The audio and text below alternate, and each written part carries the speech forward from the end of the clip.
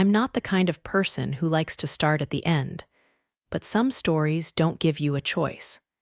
Some begin long before the moment you realize they've started. And if I begin at the beginning, you'll think this is a story about a bad husband. That's not quite right. This is a story about a woman who was afraid, and about how fear can disguise itself as wisdom for years at a time. That Tuesday, I came home from work at 5:30. Tired, smelling of antiseptic, with an iodine stain on my left knee. I'm a veterinarian. That's just a normal day. The mail was in my hand before I'd even thought about it. Among the bills and grocery store flyers was a cream-colored envelope, beautiful handwriting. Omaha, Nebraska. We didn't know anyone in Omaha. Inside was a condolence card for the death of my father-in-law, from a woman named Christine. With a sentence I still remember word for word. He would have understood. Standing at the mailbox, I felt something quiet and cold, like a draft coming in under a door. Not alarm, not suspicion, just something off. And you know what I did with that feeling? I put it in my pocket with the card and went to make dinner. Ethan was home. He was sitting at the kitchen table with his laptop and headphones, coffee beside him, even though it was almost 6 in the evening. Coffee at that hour meant he hadn't slept well the night before. 13 years of marriage teaches you the small code of a person. Whether the code means what you think it means, that's a different question. "How was it?" he asked, one ear cup pulled aside. "Long, 9-kilogram cat, had to do an ultrasound." He smiled. Ethan had a good smile. Worth mentioning because a good smile is not a character reference. It's just a fortunate arrangement of facial muscles. I understand that now. Back then, I still thought a smile told you something. The card was in my pocket. The kitchen smelled like the pasta from the night before. Theo was upstairs. I could hear him moving around, probably looking for something he'd lost. An ordinary evening sound. I put away the groceries, turned on the stove, did not ask. If you're listening to this and something in it sounds familiar, I want to stop here for a second. Not to judge. I've done enough of that for both of us. But I want to say something. The silence in moments like that is rarely stupidity. Most of the time, it's protection. You don't ask, because if you don't ask, everything can still be fine. The card is from some distant acquaintance of his father. A coincidence. Nothing. As long as you haven't asked, nothing is broken yet. Dinner was chicken. Theo complained about a math test. Ethan told a story about a coworker, funny, he was good at funny. I laughed. Real laughter, not performed. The card stayed in my pocket. Later, when Ethan was watching something in the living room, I went to the bathroom and locked the door. Took out the envelope. Read it again. He would have understood. Understood what, exactly? I met Ethan when I was 26. That's an important age. Old enough to think you already know everything about people. Not old enough to understand you don't know anything. At the time, I was finishing my internship, living in a 1-bedroom apartment with a cat named Biscuit, and a low-grade sense that everyone around me was living more correctly than I was. Friends were getting married, building careers, buying furniture made from real wood. I was working 60 hours a week, eating peanut butter straight from the jar, and carrying a quiet, almost background fear that I would always be the person for whom everything almost worked out. Ethan appeared at a mutual friend's party. Tall, calm, with that smile. He worked at an architecture firm. He spoke slowly and with confidence, the way people speak when they always feel like they have enough time. I took that for inner stillness. Looking back, it was a well-practiced speaking pace. He called 2 days later, not a text, called, with his voice. At 26, that felt like a revolutionary gesture. On the first date, he asked about my work and listened. Really listened, eye contact, follow-up questions. I talked about animals, about the exhaustion, about why I loved the work anyway. He nodded. "What you do matters," he said. Nobody had ever said that to me so simply. I didn't fall in love with him. I fell in love with the feeling of being seen. That's worth understanding. Because if you're listening and thinking, how could she not notice for so many years? That's the answer. When someone gives you what you've been missing most, you hold on, tightly. Sometimes tighter than you hold onto truth. We dated for 8 months. He was attentive, reliable, always on time. Occasionally, just occasionally, something snagged. A moment when he'd take a call and step out of the room.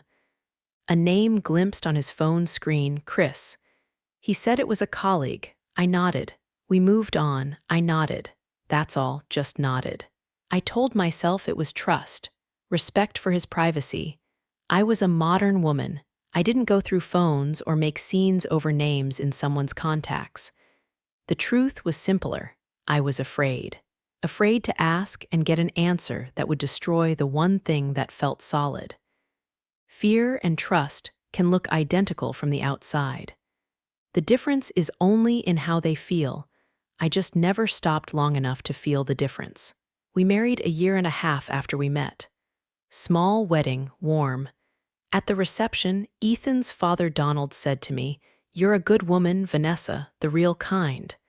I didn't know what he meant by that. Now I think he knew something. And that was his way of telling me, while still being able to say he hadn't. People do that. They tell the truth in ways that allow you to not hear it. The first year of marriage, I remember as a constant sense of sitting an exam. Not because Ethan pressured me. He never pressured, that was the trick. He simply, very calmly, very consistently, had opinions about everything. The right way to store food. How my friends were a little shallow. How going to my mother every weekend was a dependency, not a bond. He said these things gently, almost warmly, and I, a person with a graduate degree, with hands that knew how to save lives, started checking in with him, using him like a compass. It happened slowly, slowly enough that there was no single moment when it started. First, I stopped going to my mother every weekend, then every other. Then I called more than I visited, and told myself it was because I was busy. My friends, Marcia, Joe, Rachel, who I'd been in school with for 6 years, quietly became people I see sometimes. Not because Ethan forbade anything. He never forbade anything. It was just that when I came home from a girls' dinner or lunch with Marcia, the house would have a particular quality. Quiet, almost weightless tension. He'd ask how it went. Nod. And somehow, afterward, I always felt the need to explain that it had been worth it, that I hadn't wasted time, that I'd still gotten everything done. I was justifying myself to a man who hadn't accused me of anything. Looking back, the pattern is obvious. Living inside it, you only have today, and today everything is basically fine. He doesn't yell. He doesn't drink. He has a job. He comes home. What's the complaint? What would you even complain about? I got good at answering that question before anyone asked. Theo was born in our 4th year. The labor was long and hard, 22 hours. Ethan held my hand at the beginning, then slipped out just for a minute, and came back 40 minutes later smelling like coffee. The midwife looked at me with an expression I didn't understand then. Now I do, she saw. It just wasn't her conversation to have. With Theo came something I hadn't expected. I thought a baby would draw us closer. Instead, he gave us both a reason not to look at each other. I was absorbed in our son. Ethan was absorbed in work, in travel, in projects.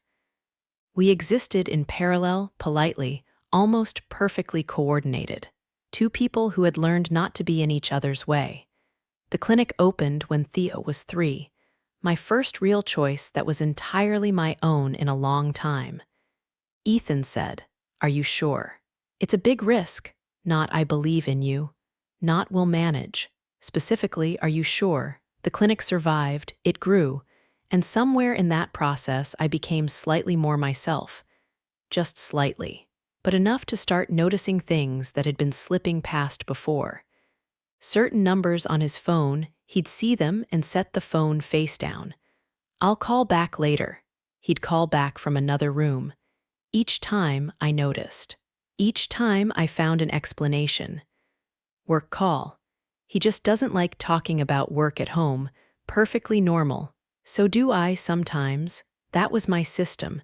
I didn't ignore the signals. I explained them. Every time I found a version of events that let everything stay in place. It took effort, but I didn't experience it as effort.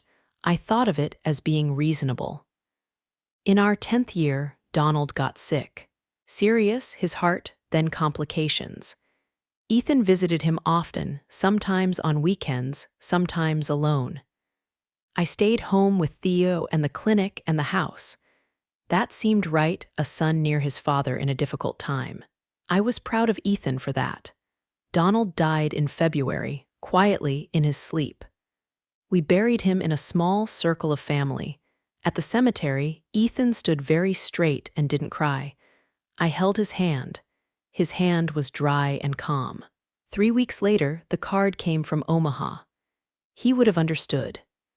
Standing in the bathroom that night, card in hand, looking at my reflection, I finally asked myself the question I should have asked much, much earlier. What exactly would Donald have understood? The cabinet in our house was small and dense with things, my bookshelves, my desk, the armchair I'd brought from my first apartment. Ethan had wanted to get rid of it. I'd refused. It was one of the few spaces in the house that was entirely mine. The door clicked shut behind me. The laptop opened. First, just the name. Christine, Omaha, Nebraska. Too common a name, too big a city. Then I added architecture, symposium, Ethan's version of events, still filed somewhere in my head. Nothing. So I thought differently. Not who she was. Where she and Donald had crossed paths. Donald had been a structural engineer. Same firm for 30 years, then retirement, then his garden and presidential biographies. Not a public person. Not the kind of man with hundreds of acquaintances scattered across the country. His obituary gave me nothing new. Then I found the family Facebook account, the one we'd set up when Theo was small and which neither of us had really maintained. Donald's page was there. He'd joined sometime in 2012, posted rarely garden photos, the occasional news item. Last post 2 years before he died.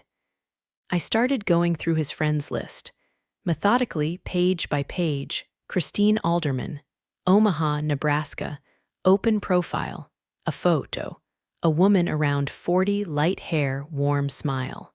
Interior designer, a daughter who looked about 7 or 8 in the pictures. Alone, by the look of it, no man who appeared more than once. Then I started looking at dates. They'd become Facebook friends in 2014, 12 years ago. Theo had been 1 year old. I'd barely been sleeping, barely breathing, stretched between a baby and the end of my internship. 12 years. The joint bank account was next.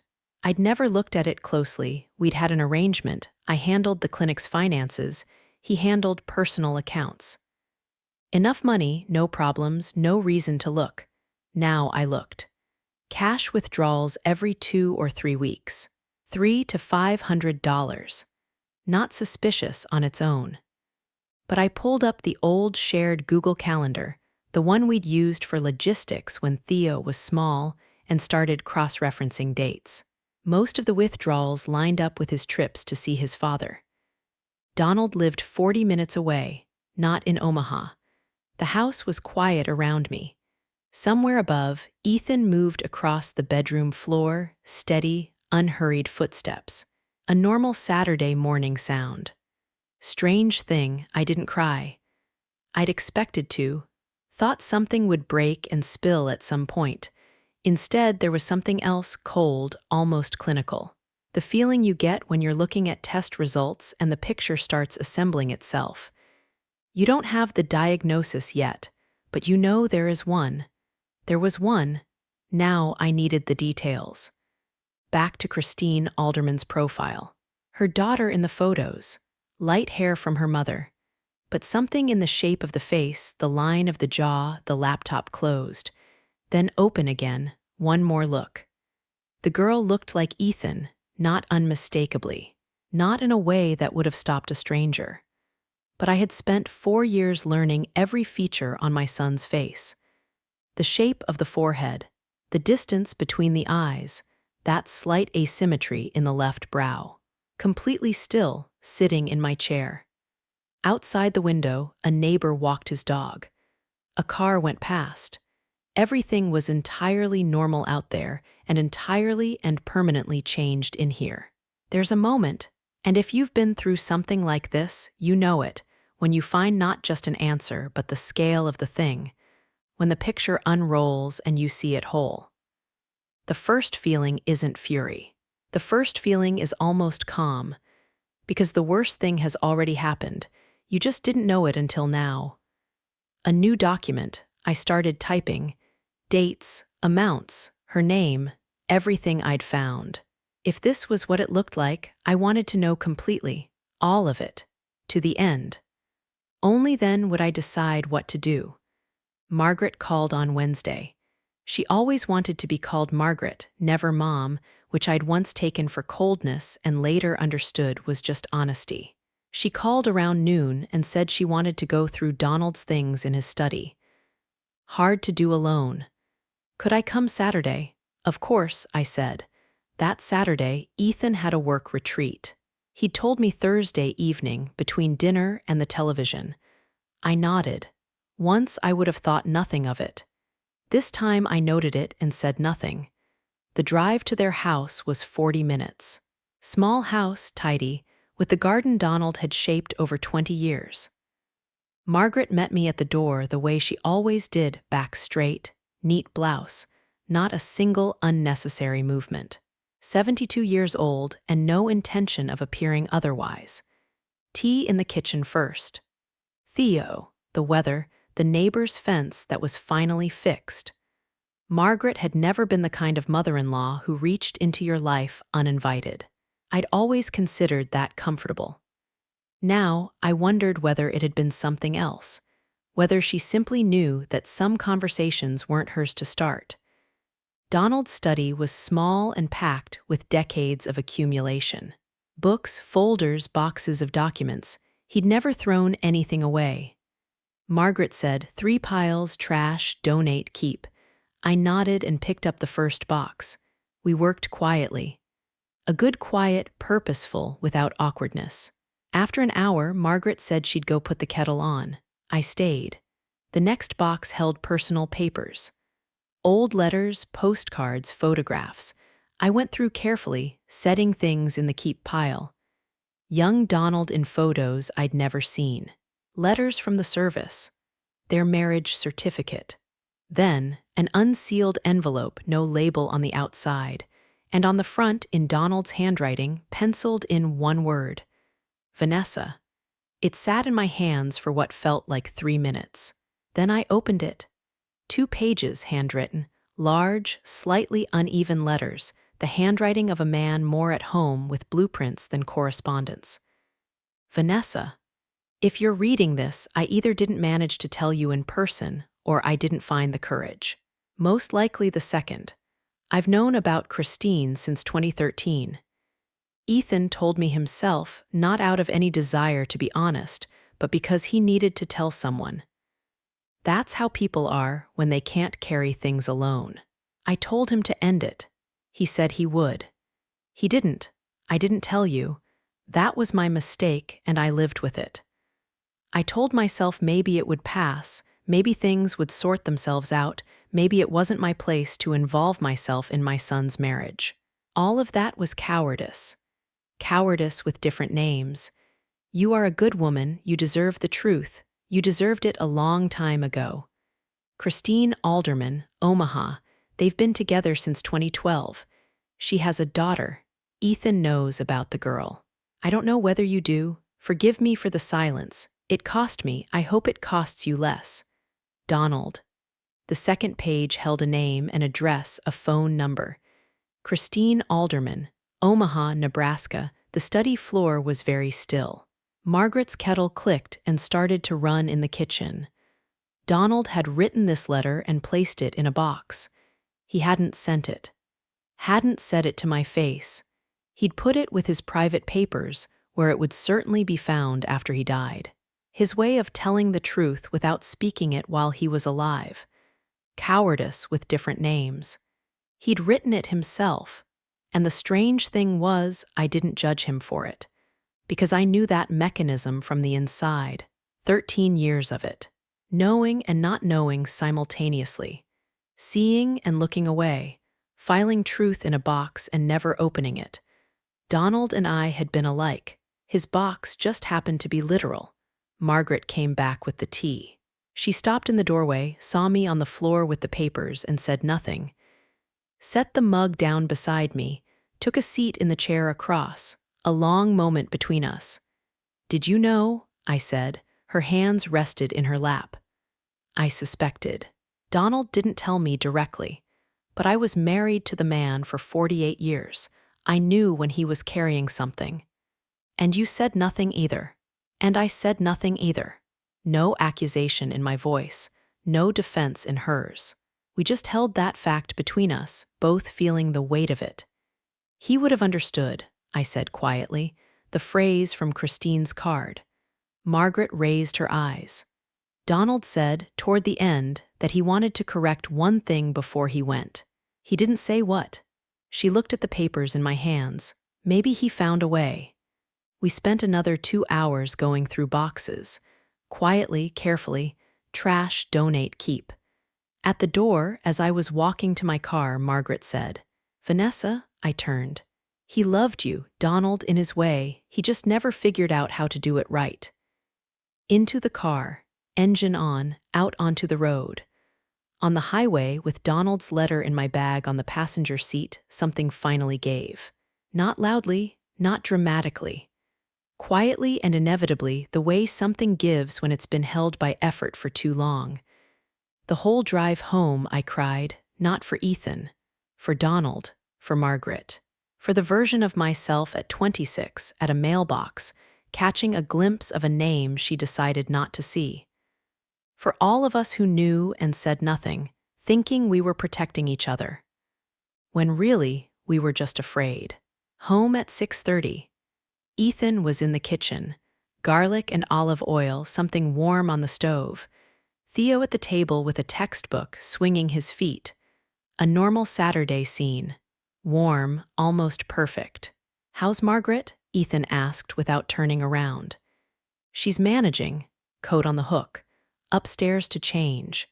The envelope sat in my bag on the bed.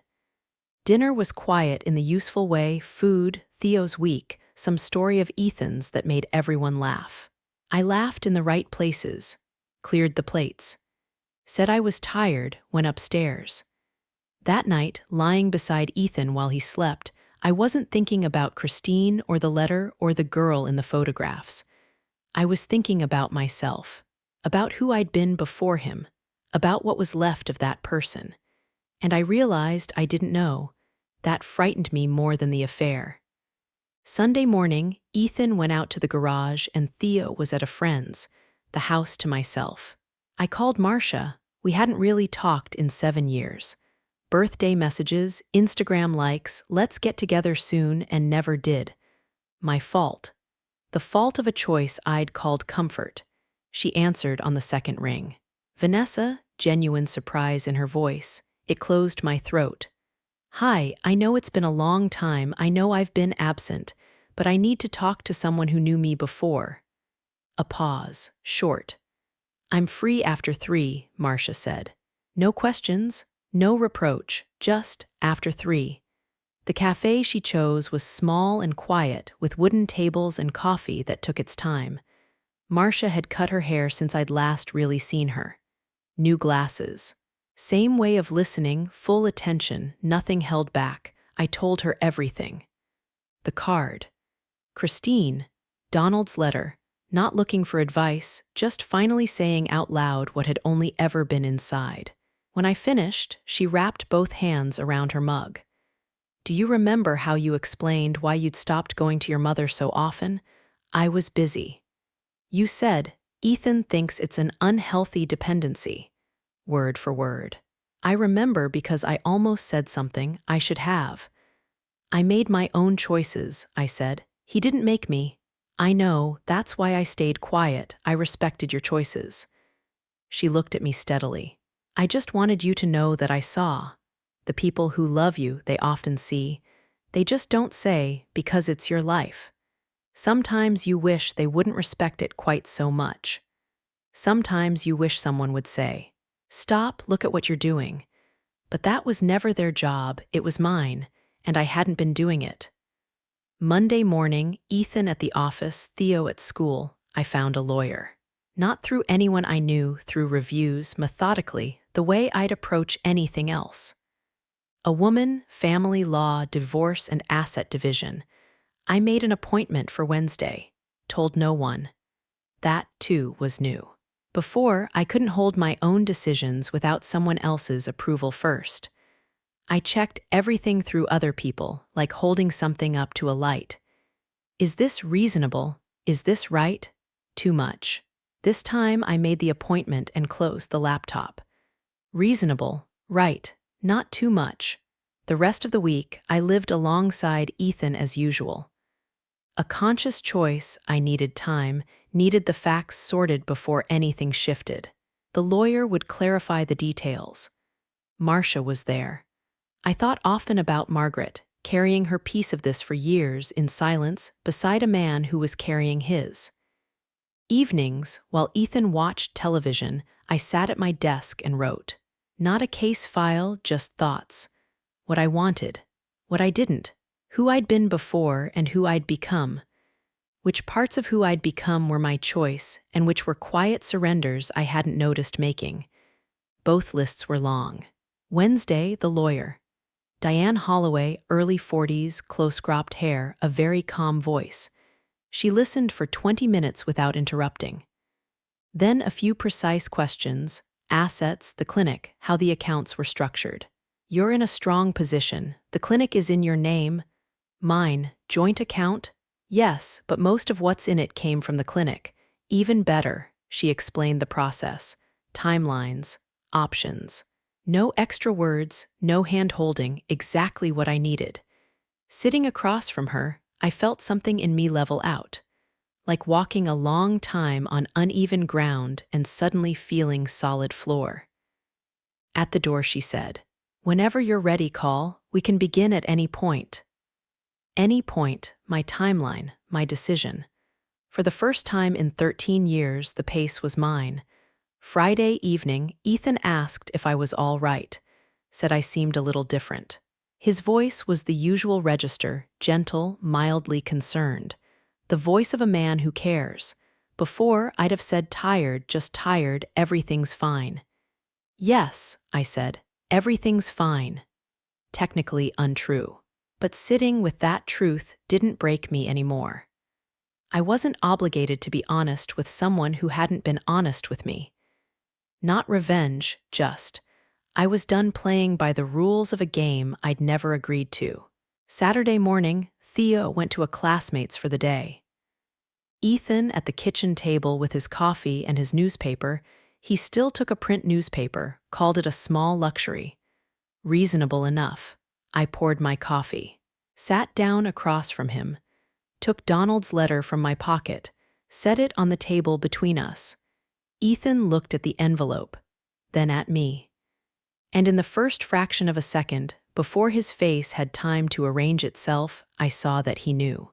Knew what it was. Knew that I knew. Everything after that was just words.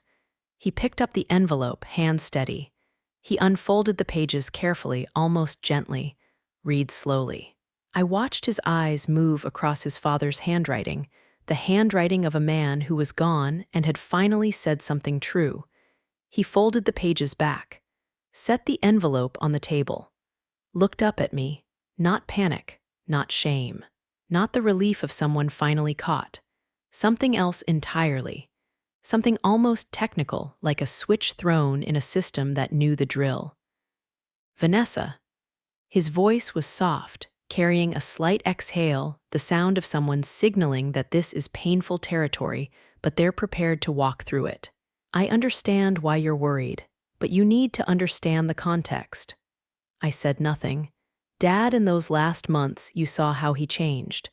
The doctors talked about cognitive effects with his condition. Confusion. He said things that didn't correspond to reality.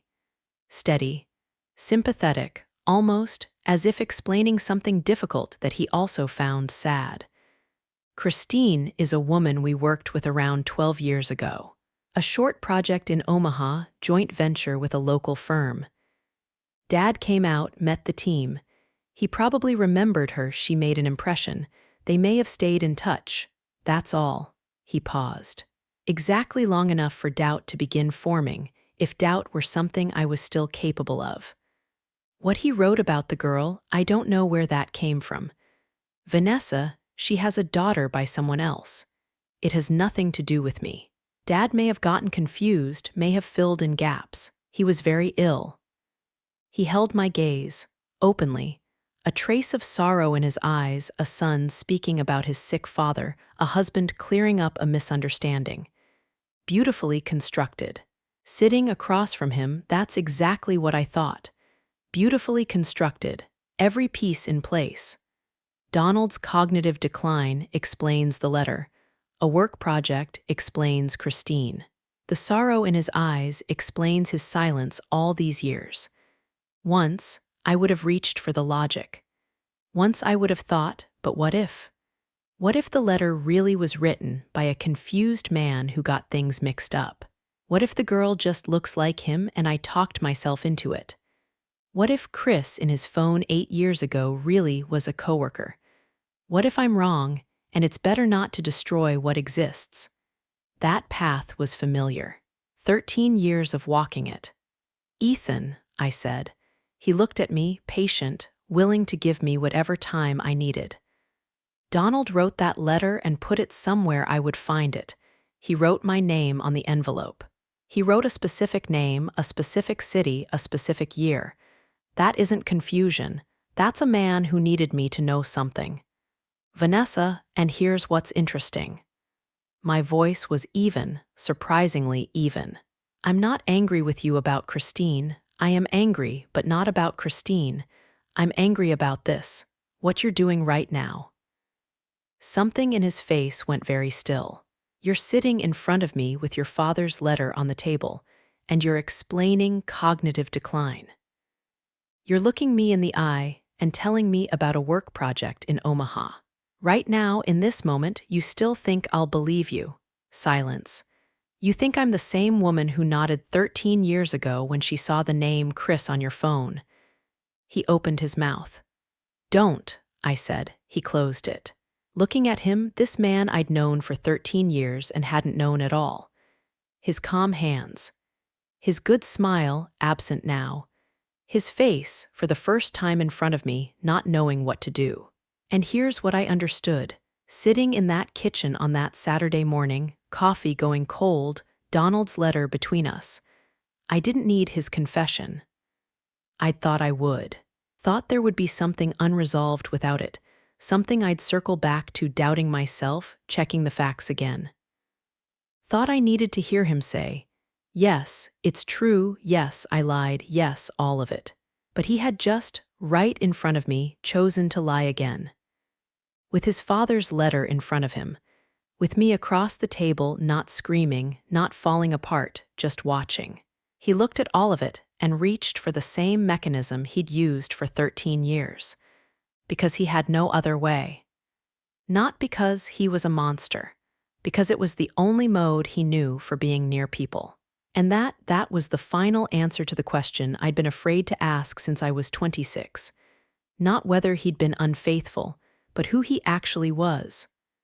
I spoke to a lawyer, I said. Wednesday, her name is Diane Holloway. You can find your own. Ethan looked at me for a long moment. Something in his face, very slowly, almost imperceptibly, shifted. Not broke, just settled, like something that had been held up a long time finally let go. Vanessa, his voice was different now, quieter, Wait, let's talk. We are talking. You just told me everything I needed to hear. I stood up, picked up Donald's letter, put it in my pocket, walked out of the kitchen. Behind me, silence, not the watchful kind this time, just silence. Theo came home at 6. The sounds of him, backpack dropped, sneakers pointing the wrong way, the refrigerator opened and closed. The ordinary sounds of an 11-year-old boy. I was in the living room, turning over what I'd say and finding I still didn't know. A week of trying to find the words, and they kept coming apart before they became anything real. Ethan had left in the afternoon. No scene, he took a bag, said he'd stay with a colleague, said we'd talk later. Still calm, still managed, to the last. I didn't walk him to the door. Mom. Theo appeared in the doorway with an apple. Where's Dad? He had to go somewhere. Come sit with me, I need to talk to you. He looked at me. Children don't read words or logic, they read temperature. He felt it. Sat beside me on the couch. Held the apple with both hands. He was 11. The shape of his forehead from Ethan, the stubbornness of his chin from me, the eyes from both. The person I loved more than anything in my life. The person I now had to tell that his world was changing. There's no script for this. There are only honest words and dishonest words. I chose honest as much as I could. Theo, you know that sometimes, between adults, things get complicated. He looked at me steadily. Dad and I are going to live separately, I said. We both love you, that isn't changing, but our home is going to look different. A long pause. Are you getting divorced? He asked. Straight, no preamble. 11 years old, but already the kind of person who wants the actual answer and not the long way around it. Yes, he nodded slowly, looked at the apple. Why? 2 answers waiting. The easy one, we grew apart, these things happen, nobody is the bad person here. Safe, kind, light on the shoulders of an 11-year-old, and the honest one. I'd been thinking about this all week. How much truth a child needs. Whether the lie you tell out of love is still a lie. And whether children can feel when something isn't being said, I knew they could. I'd been a child. I remembered the feeling of words that sounded right but didn't quite fit. Dad did things that hurt me, I said. I'm not going to explain everything right now, you'll know more when you're older and you ask. But I don't want to tell you it was no one's fault. It wasn't like that. Theo looked at me. Did he hurt you? Yes. Like physically? No, not physically, he nodded again. Something in his face was working, something very young and very old at the same time. Are you angry at him? Yes. That's the honest answer. Will you always be angry? A breath. Probably not. Anger isn't something I want to carry forever, but right now, yes. Silence. Then quietly, almost to himself, was there something I could have done? To make it not happen? There it was, that question, the reason honesty had been worth it. Because children always think they could have done something, always pick up what belongs to adults. I took his hand, both of mine around his one. No. Theo, listen to me. This is between me and Dad. It belongs to us, to the adult part of our lives. You couldn't have done anything. You didn't need to do anything. You're just our son, and you are not responsible for 1 second of this. He looked at our hands. Is Dad still good? A pause. Like, is he still a good dad? The hardest question. The one I'd turned over all week with no answer that was both honest and kind. Dad loves you, I said. That's true, and it isn't changing. What he did, that was toward me, not you. You're allowed to love your dad, you have every right to. But you can't. Not a question, just understanding. Not anymore, I said. No, he nodded, was quiet for a while. Then he lay his head on my shoulder, awkward. He was too big for it, legs not quite fitting, and just rested there. I sat still. Outside, it was getting dark. The house was quiet and warm. His head on my shoulder, the weight of him, the quiet room. This was what would remain. Not Ethan, not Christine, not Donald's letter. This. This was mine. Nobody had taken it. I had never given it away. After a while, Theo lifted his head. "Mom, yeah, are you okay?" Looking at his face. His forehead, my stubbornness, our eyes. "I will be," I said. He thought about that for a second. Nodded seriously, the way you nod when you accept an answer. "Okay," he said, stood up. Picked the apple off the couch cushion. "I'm hungry. What's for dinner?" And I laughed. Real laughter, the first in a long time. Not because it was funny. Because that's exactly how life works. The heaviest conversations end with a question about dinner. And that's right. That's what continuing looks like. "Let's go see what we have," I said. We walked to the kitchen together. I called Christine 3 weeks after Ethan took the last of his boxes. Not right away. For a while, I thought I wouldn't call at all. That I knew enough. That I didn't need another voice, another angle, another face in this story. But at night, in a bed that was only mine now, with the house quiet and Theo asleep, I kept thinking about her. Not with hatred. That would have been simpler, just wondering who she was, what she'd known, what she'd thought about me across all those years, whether she'd thought about me at all. Eventually, I understood. The call wasn't for her. It was for me. The last open seam in this story had her voice in it, and I couldn't leave stories with open seams. That was just professional habit. I found her number through Facebook. Sent a short message. My name, that I was Ethan's wife, that I wanted to talk, not to cause harm, just to talk. That if she didn't respond, I'd understand. She responded in 2 hours. Just a phone number, nothing else. I called that evening, Theo upstairs doing homework. Stepped out onto the porch. Late October, cold, the smell of wet leaves and distant wood smoke. The phone rang. "Hello." A quiet voice, careful. A normal woman's voice, nothing villainous, nothing guilty, just a person who'd picked up and didn't yet know what was coming. "Christine, it's Vanessa." A pause. "I thought you might call," she said. "Why?" "Because I would have. If I were you." That wasn't what I'd expected. I'd expected defense or apology or silence. Not that quiet, matter-of-fact, "I would have called too." "Tell me," I said. "Don't justify, don't explain. Just tell me." A long breath on her end. Then she started. They'd met in 2012. Ethan had been in Omaha, genuinely, for work. That part was true. He'd mixed truth with lies the way he always did. She'd recently divorced. He was charming, attentive, good at listening. She recognized every word as I heard it, every brushstroke. He told her the marriage was over in everything but name, that he was only staying for his son. "For Theo," I said. "Yes, for Theo." He had used our son as the backdrop of another woman's story.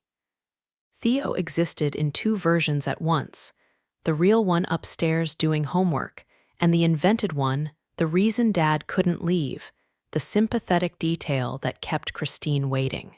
"You knew he was married," I said. "Yes, from the beginning. I'm not going to pretend otherwise." And still, a pause. "I'm not proud of it. I told myself the situation was temporary, that he'd leave. People always tell themselves the situation is temporary." "How many years did you think temporary?" Silence. 7, she said. 7 years. She had waited 7 years. I had lived 13 years not knowing. Both of us had given enormous pieces of our lives to a story Ethan had authored for us separately, different promises, different versions, the same handwriting. "The daughter," I said carefully. "She's his." The longest pause in the conversation. "Yes, cold October air, clean and sharp. He knows. He knows he's involved. In his way, he visits, sends money. But he doesn't live here. He was never going to live here." In his way, I knew what that meant. Ethan was good at being involved just enough for someone to stay, not enough for anything to actually change. He'd been applying that same calibration everywhere. "What's her name?" I asked. "What? Your daughter. What's her name?" A surprised pause. "Nora," she said. Nora, 7 years old. Somewhere in Omaha, a girl named Nora with his forehead and a different last name who saw her father in his way enough to know he existed, not enough to understand what that meant. "I'm sorry," I said, and meant it. Not for myself, for her, for Nora. Not in the sense that I forgive you or that you didn't cause me pain. You did, but I'm sorry he did this to you too. Christine said nothing for a moment. Then very quietly, "I sent the card because Donald was a decent man. He called me once about 3 years ago. Said he knew about Nora. Said he was sorry. That he wanted me to know he didn't approve. Just called and said it. Nothing more, Donald, so he'd called her too. He'd been carrying it from both sides. Carrying it and not knowing how to set it down. He wrote me a letter," I said. "Left it with his things." "I know. He told me he was going to. Said he wanted to fix at least something." Two women, opposite ends of the country, October evenings, different houses, one name between them. "Are you still with him?" I asked. "No, I ended it in August. When Donald died, I realized I wasn't waiting for Ethan anymore. I was waiting for myself to finally decide. And you decided. And I decided." Another pause. Different quality this time, not heavy. Almost settled. "Vanessa," Christine said, "I'm not asking for forgiveness. I don't think I have the right. But I want you to know I never thought of you as an obstacle. I thought of you as someone I was hurting. That doesn't make what I did right. But it's the truth. Something to hold across the static of a bad connection." "Thank you for picking up," I said. "This closed what needed closing." "Good luck to you," said Christine. "You too." The call ended. 3 more minutes on the cold porch, looking at the street. Streetlights on. A car somewhere in the distance. Leaves dark and wet along the path. Here's what I felt, not relief, that would be too neat. Not anger either, something else. Something like setting down a weight you've been holding so long you forgot your arms were tired. Not because it was easy now, just because my hands were finally free. Inside, up the stairs, Theo at his desk with papers spread around him. "Mom, where were you?"